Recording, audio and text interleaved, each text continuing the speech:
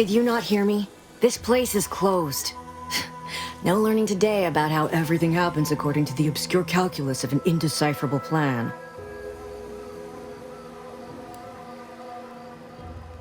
Obviously, as the result of the obscure calculus of an indecipherable plan. I don't know. I'm no scientician. Why are you asking? Who are you? The people she tried to kill. By the architect. I had no idea. I wish I could say it was unbelievable.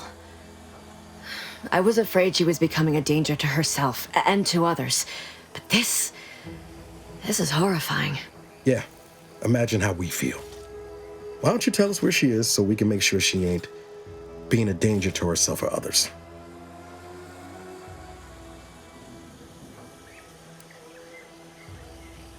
The anguish she always seemed to battle with, I fear it may have finally overwhelmed her, and could likely be what's driven her to her present course of action.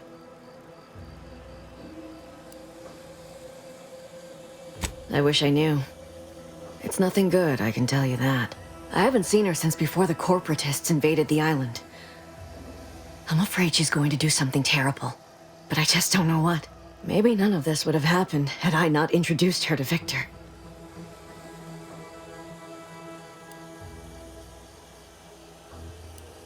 What do you mean? It was where she worked, one of the Protectorate's communications hubs. She didn't speak of it much, at least to me. She may have spoken to Victor about it. He's an archivist from the Order. We were all friends for a time.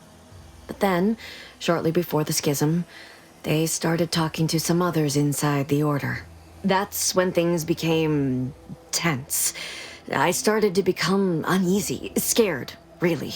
She kept getting angrier with the Order the more she worked with Victor and her other contacts. On top of everything else, it became just too much for me.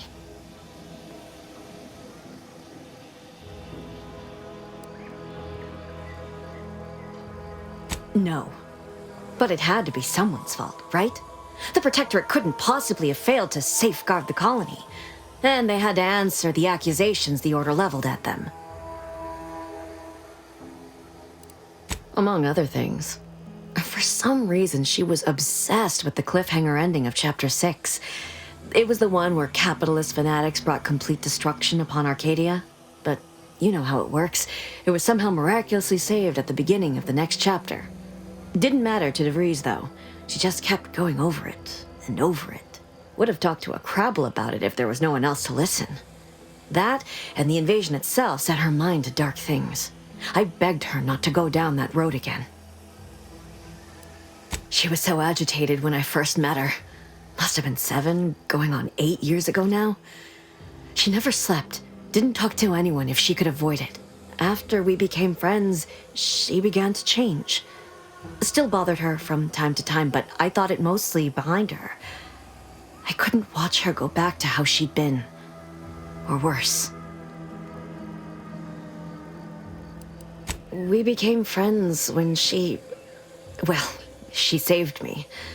I'd said something without thinking. Must have been distracted. We all know to watch every last word we say. For some reason, she interceded on my behalf with an arbiter, and she convinced him he didn't hear what he actually did. No one does that. Void, I didn't think anyone could.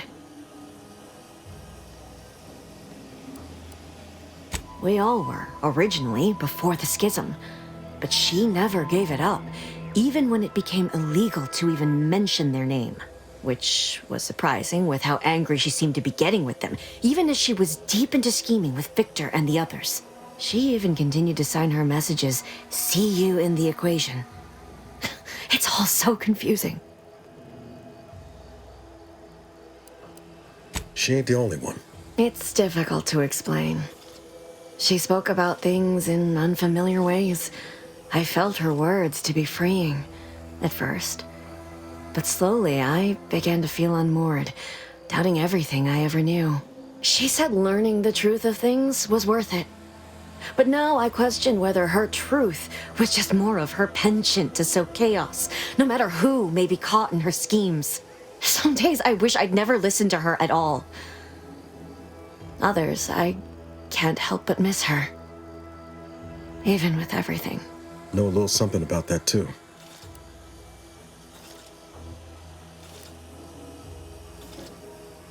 I did try to.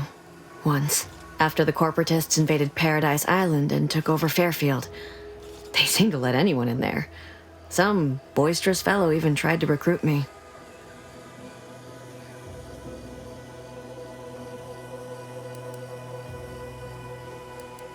Yes, and I am shamed to admit it. Though if she hadn't wanted me to, she wouldn't have told me the code. Same one she used for everything. 15-778.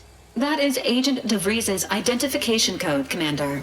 She said it had some meaning from her previous life. I'd hoped she'd left something for me, but the safe was empty. I know I've no right to ask this of you, but when you find her, please remind her of who she used to be. She's unwell, but I know there's still hope for her.